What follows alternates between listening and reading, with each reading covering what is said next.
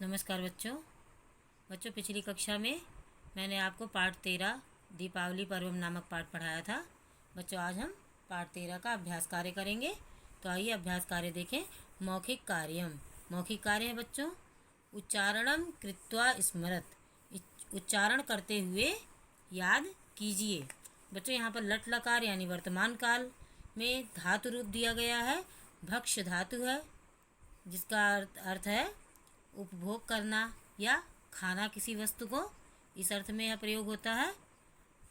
भक्ष या भक्षय, यह दोनों ही इसके मूल धातुएं हैं। तो आइए देखें इसका उच्चारण करते हुए किस तरह से याद करना है आपको। मैं उच्चारण करके आपको बता रही हूँ, आप उसी तरह से उच्चारण करते हुए याद करेंगे।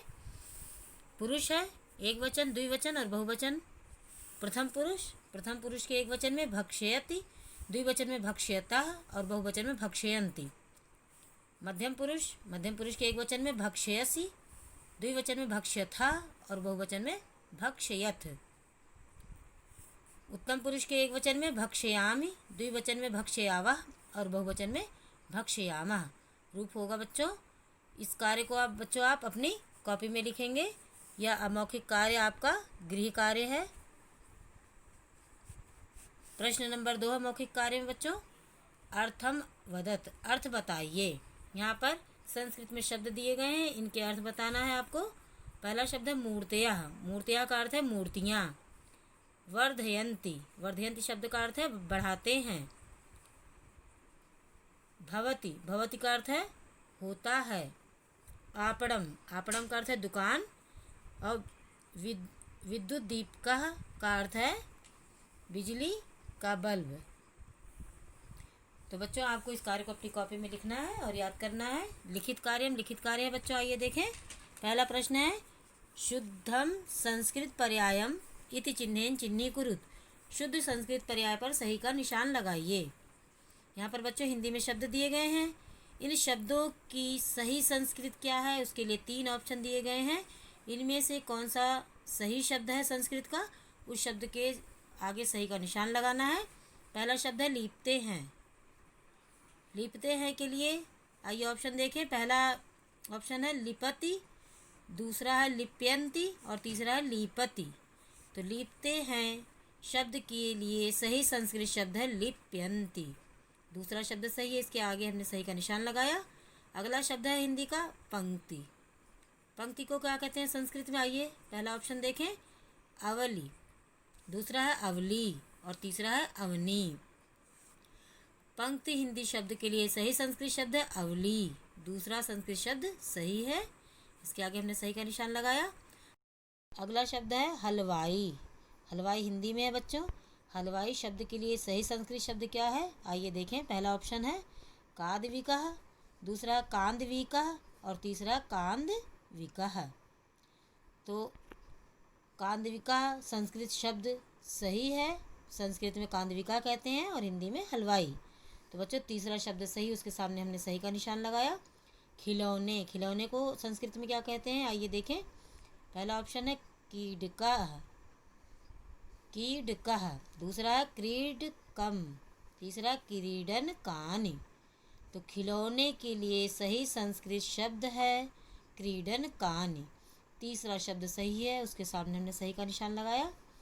अगला हिंदी शब्द है मनाया जाता है। मनाया जाता है के लिए सही संस्कृत शब्द क्या है, ये देखें। पहला ऑप्शन है मान्यते, दूसरा है कथ्यते और तीसरा है मोहते।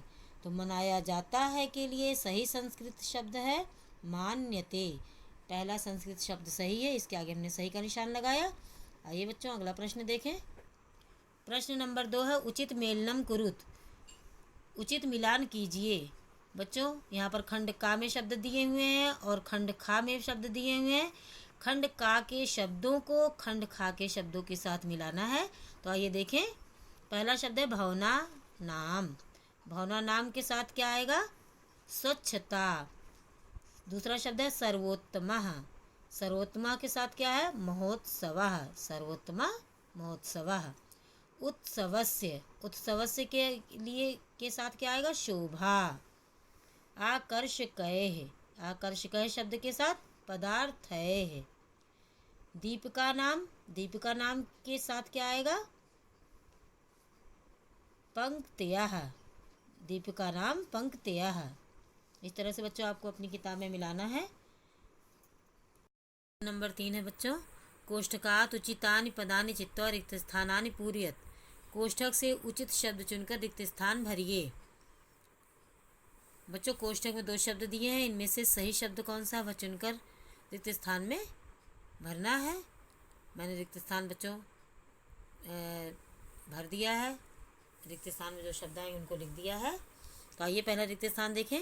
जनाः भवनानां स्वच्छतां डैश करोति या कुर्वन्ति? कुर्वन्ति। यहाँ पर हमने कुर्वन्ति लिखा। जनाः भवनानां स्वच्छतां कुर्वन्ति। अगला है रिक्त स्थान, कान्दिविकानाम् आपणानि डैश भवन्ति मिष्ठान्नानि या मिष्टान्नैः। यहाँ पर हमने लिखा मिष्टान्नैः। कान्दिविकानाम् आपणानि मिष्टान्नैः भवन्ति। अगला रिक्त स्थान है, रात्रौ जनाः डैश कुर्वन्ति पूजायां या पूजां? पूजां। रात्रौ जनाः पूजां कुर्वन्ति।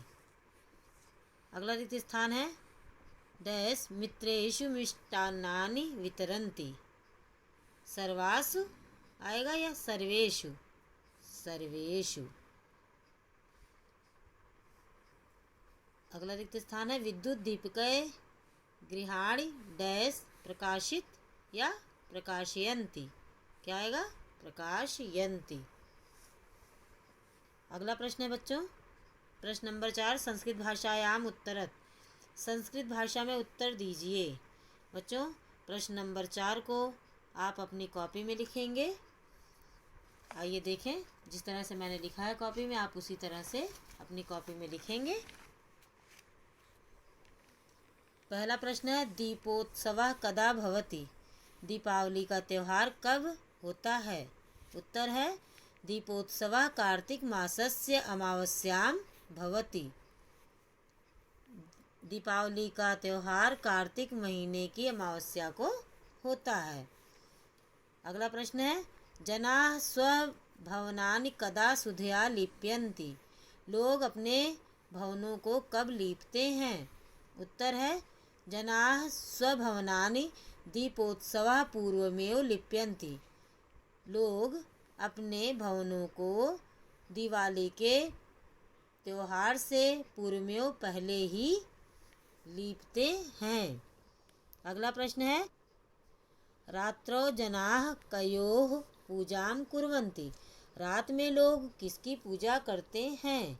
उत्तर है, रात्रौ जनाः लक्ष्मी गणेशयोः पूजां कुर्वन्ति। रात में लोग लक्ष्मी गणेश की पूजा करते हैं। अगला प्रश्न है, जनाः रात्रौ किं वितरन्ति? लोग रात में क्या बांटते हैं? उत्तर है, जनाः रात्रौ मिष्टान्नानि वितरन्ति। रात में लोग जनाः का अर्थ बच्चों लोग रात्रौ रात में मिष्टान्नानि मिठाइयाँ वितरन्ति बांटते हैं। लोग रात में मिठाइयाँ बांटते हैं। अगला प्रश्न है, स्वगृहाणि जनाः कथं प्रकाशयन्ति? अपने घरों को लोग कैसे प्रकाशित करते हैं? उत्तर है, स्वगृहाणि जनाः तैलदीपकैः विद्युद्दीपकैः मोमवर्तिकाभिः च प्रकाशयन्ति। अपने घरों को लोग तेल के दीपकों से, बिजली के बल्ब से और मोमबत्तियों से प्रकाशित करते हैं। प्रश्न नंबर 5 है बच्चों, अधोलिखितानां शब्दानां लिंग विभक्ति वचनम लिखत। निम्नलिखित शब्दों के लिंग विभक्ति और वचन लिखिए। बच्चों यहाँ पर शब्द दिए गए हैं, लिंग है, विभक्ति है और वचन है। शब्द के नीचे बच्चों यहाँ पर शब्द रूप दिए गए हैं। इन शब्द रूपों में कौन सा लिंग है, कौन सी विभक्ति और कौन सा वचन है, यह हमें बताना है। तो ये देखें, पहला शब्द है मासस्य। मासस्य बच्चों पुल्लिंग है। षष्ठी विभक्ति एक वचन है। अस्मात् शब्द भी पुल्लिंग है। पंचमी विभक्ति एक वचन है। पदार्थैः पुल्लिंग है। तृतीया विभक्ति है और बहुवचन है। गृहाणि नपुंसक लिंग है। प्रथमा और द्वितीय विभक्ति है और बहुवचन है।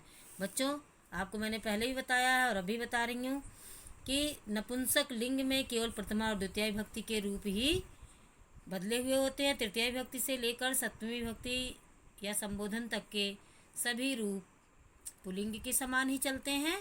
तो इसलिए मैंने यहाँ पर प्रथमा और द्वितीय विभक्ति लिखा, क्योंकि गृहम गृहे गृहाणि प्रथमा विभक्ति में भी आता है तीनों वचन में, और गृहम गृहे गृहाणि द्वितीय विभक्ति में भी तीनों वचनों में रूप आता है। तो इसलिए मैंने यहाँ पर प्रथमा और द्वितीय विभक्ति लिखी है।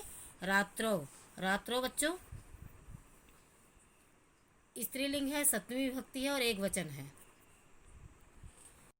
बच्चों मैंने आपको पाठ 13 का अभ्यास कार्य पढ़ाया और समझाया। आप प्रश्न नंबर 4 अपनी कॉपी में लिखेंगे, याद करेंगे। बच्चों सारा कार्य जितना भी मैंने आपको कराया है आप साथ साथ पूरा करते चलें। इसी के साथ धन्यवाद।